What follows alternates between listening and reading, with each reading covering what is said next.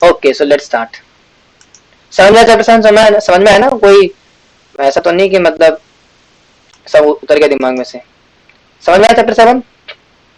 Basically chapter 7 किसके regarding था? किस प्रकार से जो है भगवान की विभूतियां क्या क्या है, कौन कौन से लोग भगवान की शरण में आते हैं और कौन कौन से भगवान की शरण में नहीं आते है ना। और भगवान ने बेसिकली बताया किस प्रकार से भगवान की भक्ति करनी है, भगवान कहाँ कहाँ पे क्या क्या है, एटसेट्रा एटसेट्रा। और किस प्रकार से भगवान की दृढ़ता से भजन कौन कर सकता है जो कि द्वंद्व और मोह से मुक्त है और जिसने कि पाप कर्मों को नाश कर लिया है। फिर वो व्यक्ति जो कि एंड में आकर के भगवान का भजन कर सकता है, कौन कर सकता है? जो कि पूरे जीवन भर जिसने भगवान का भजन करा होगा वही भगवान का भजन एंड में कर सकता है ठीक है। अब स्टार्ट करेंगे चैप्टर नंबर 8। अब भगवान का भजन करना समझ में आ गया कि प्रभु जी पूरे जीवन में भगवान का भजन करना है, तब जाकर के भगवान का भजन एंड में होगा।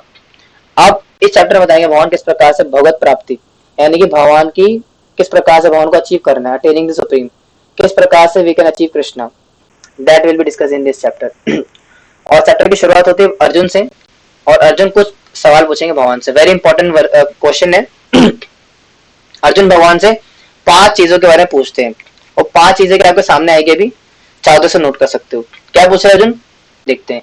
अर्जुन उवाच किम तद्ब्रह्म किम अध्यात्म किम कर्म पुरुषोत्तमम अधिभूतम च चाक्रियम प्रोक्ता मिदतेव किम उच्यते। तो ये 5 चीजें। Arjun inquired, O my lord, O supreme person, what is Brahman, what is self, what are fruitive activities, what is the material manifestation and what are the demigods, please explain this to me क्या क्या पूछा अर्जुन ने? अर्जुन ने कहा हे भगवान, हे पुरुषोत्तम, पहला question क्या है? ब्रह्म क्या है, दूसरा क्या है? आत्मा क्या है, तीसरा सकाम कर्म क्या है, चौथा भौतिक जगत क्या है, पांचवा देवता क्या है। ये 5 चीजें भगवान ने पूछे अर्जुन से। कौन कौन सी? ब्रह्म क्या है, आत्मा क्या है, सकाम कर्म क्या है, भौतिक जगत क्या है और देवता क्या होते हैं।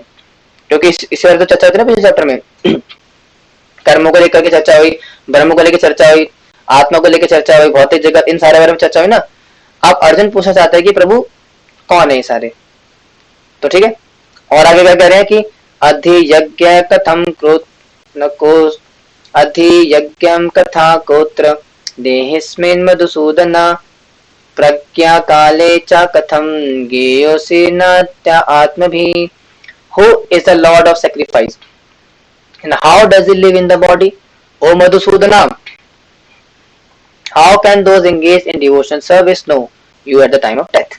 कह रहे हैं हे मधुसूदन, यज्ञ का स्वामी कौन है और वह शरीर में कैसे रहता है और मनुष्य के मृत्यु के समय भक्ति में लगे रहने वाले आपको कैसे जान पाते हैं। तो काफी सारे क्वेश्चन भगवान के सामने अर्जुन ने रखे। पहले क्या पूछे? 5 सवाल। ब्रह्म क्या है, आत्मा क्या है, सकाम कर्म क्या है, क्या जीव, भौतिक जगत क्या और देवता क्या है, 5 पूछे। फिर पूछा कि यज्ञ का स्वामी कौन होता है, यानी हम जब यज्ञ कराते हैं तो यज्ञ में अर्पित करते हैं ना, आहुति देते हैं, उसके स्वामी कौन है, ये पूछा। फिर पूछा कि जो मरता हुआ व्यक्ति है, जो व्यक्ति मरने वाला होता है, वो किस प्रकार से आपको समझ सकता है, आपको जान सकता है, प्लीज टेल मी। तो ये 7 चीजें भगवान ने पूछी, अर्जुन ने पूछी भगवान से।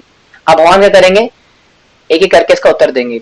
हालांकि जो पहली जो चीजें हैं कि ब्रह्म क्या है, आत्मा क्या है ना, भौतिक जगत क्या, भगवान इनको जो है 2-3 वर्ष के अंदर निपटा देंगे। जो लंबा खींचेंगे उसको खींचेंगे किस प्रकार से जो है भौतिक जगत क्या होता है और यज्ञ का स्वामी कौन है और किस प्रकार से अंत में क्या करना है मरने से पहले, इसको खींचेंगे लंबा, बाकी सबको जल्दी निपटा देंगे ठीक है। तो स्टार्ट करते हैं सवालों के जवाब से। श्री भगवान उवाच अक्षरम ब्रह्म परम स्वभावोऽध्यात्मुच्यते भूत भावो भवकारो विसर्गा कर्म Sangeeta. The Supreme Personality of Godhead said, the indestructible transcendental living entity is called Brahman and its eternal nature is called Adhyatma, the self. Action pertaining to the development of the material bodies of the living entities is called karma और fruitive activities। तो किन किन का जवाब दिया? भगवान ने कहा अविनाशी और दिव्य जीव ब्रह्म कहलाता है। तो पहला क्वेश्चन क्या था अर्जुन का कि ब्रह्म क्या है, तो ब्रह्म का आंसर क्या है कि अविनाशी और दिव्य जीव है, जैसे कि हम सारे जो जीव है वो ब्रह्म कहलाते हैं। तो पहला सवाल का जवाब मेरा कि ब्रह्म क्या है, ब्रह्म कौन है, जीव है, और उसका नित्य स्वभाव अध्यात्म या आत्मा कहलाता है। दूसरा क्वेश्चन क्या था कि अध्यात्म क्या है, यानी कि आत्मा क्या होता है ना, उसका स्वभाव क्या, उसका जवाब क्या दिया कि जो आत्मा का स्वभाव यानी कि जो ब्रह्म का स्वभाव होता है, जो नेचर होता है ब्रह्म का, वो आध्यात्म या आत्मा कहलाता है है ना। और जीवों के भौतिक शरीर से संबंधित गतिविधि कर्म कहलाती है। तो तीसरा सकाम कर्म क्या होता है, जीवों के संबंध में जो कर्म होता है उसे कर्म सकाम कर्म बोलते हैं, गतिविधियां। तो 3 क्वेश्चन में जवाब दे दिया भगवान ने, कौन कौन से, ब्रह्म, आत्मा और कर्म। अर्जुन ने क्या पूछा, ब्रह्म क्या है, आत्मा क्या है और कर्म क्या है। तो भगवान ने क्या उत्तर दिया, ब्रह्म कौन है, जीवात्मा, जो अविनाशी जो दिव्य जीवात्मा है वो ब्रह्म है, और इसका जो स्वभाव होता है, इसका जो नेचर होता है, उस नेचर को बोलते हैं अध्यात्म या आत्मा।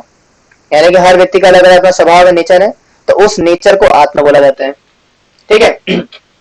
अब उस आत्मा की जो गतिविधियां होती है, जो कार्यकलाप होते हैं, उन कार्यकलापों को सकाम कर्म बोला जाता है। समझ में आया। इन तीनों के जवाब हमारे देते फर्स्ट वर्ष के अंदर, आत्मा का, ब्रह्म का और सकाम कर्म का। आप कौन से रहते हैं, भौतिक जगत, देवता, यज्ञ का स्वामी और मरते समय क्या करना चाहिए, ये 4 रह गए। अब कौन कौन से रह गए 4, कि देवता कौन है, भौतिक जगत क्या होता है, यज्ञ का स्वामी कौन है और मरने समय क्या करना चाहिए, ये 4 क्वेश्चन रह गए। अब भगवान इसका भी उत्तर देंगे आगे। क्या कह रहे हैं, अधिभूतम शरो भाव पुरुषश्चादिदैवतम अधियज्ञो अहमेत अधियज्ञो मेवात्र देहे देहे देहे भृतम वरा। O best of the embodied beings, the physical nature which is constantly changing is called Adibhut, the material manifestation. The universal form of the Lord, which includes all the demigods, like those of the sun and moon, is called Adidev.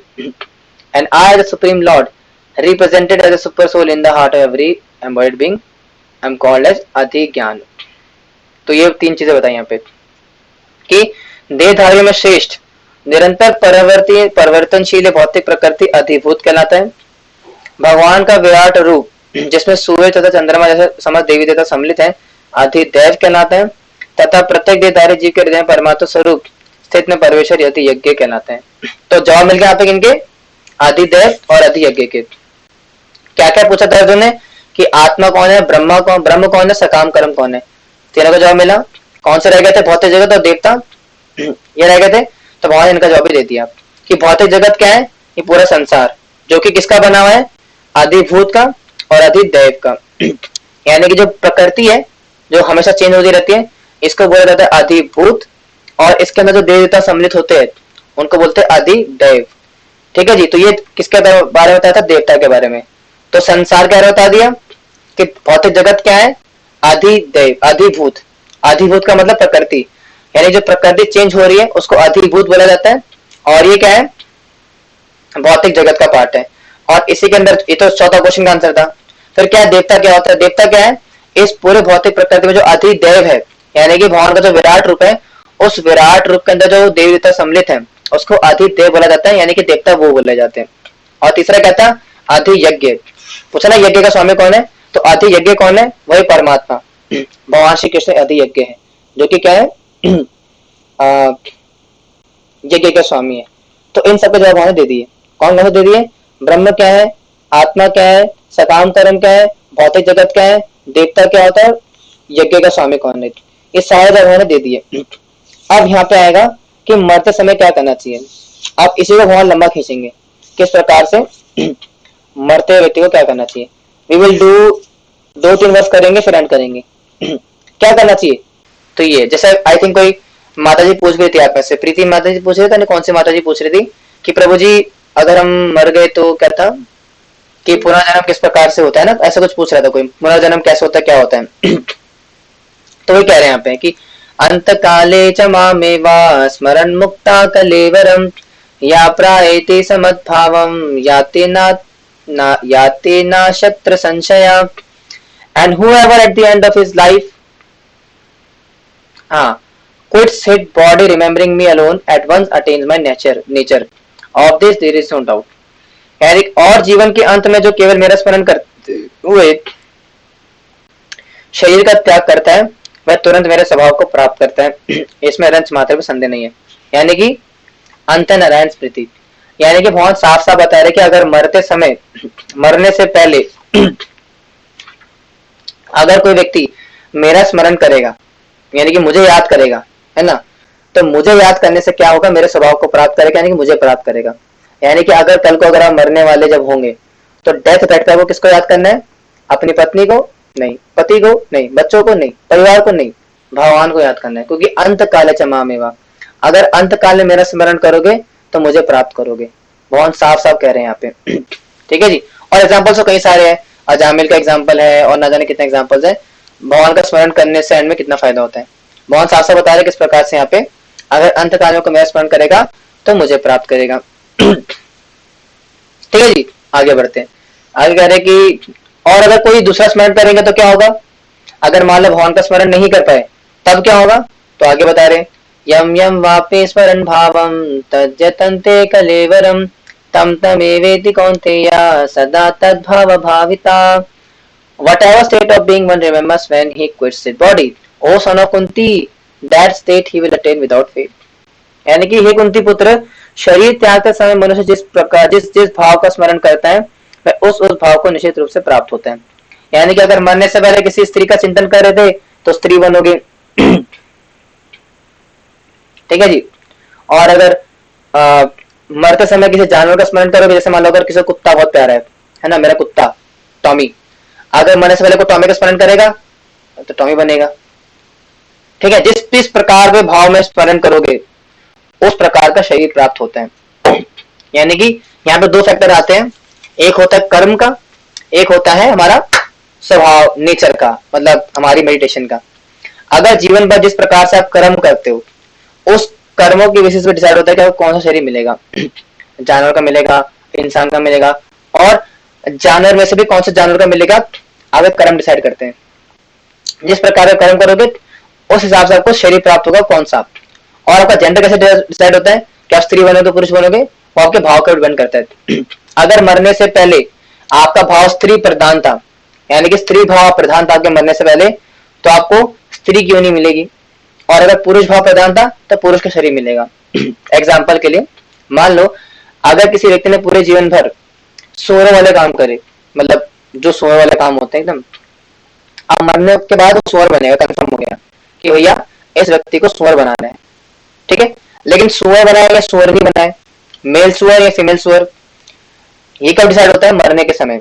अगर मरते के समय अगर वो स्त्री का चिंतन करेगा, स्त्री भाव में होगा, किसी स्त्री का सोच रहा होगा तो सुअर बनेगा फीमेल बॉडी के अंदर।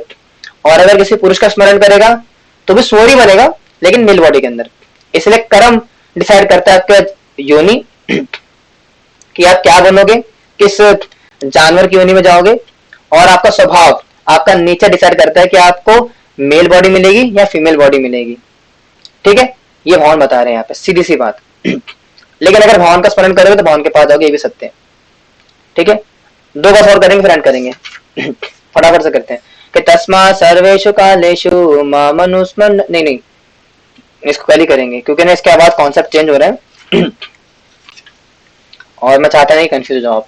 ठीक है, इसको यही रखते, इसके आगे से करेंगे क्योंकि भगवान आगे बताएंगे अर्जुन को किस प्रकार से युद्ध करने के बारे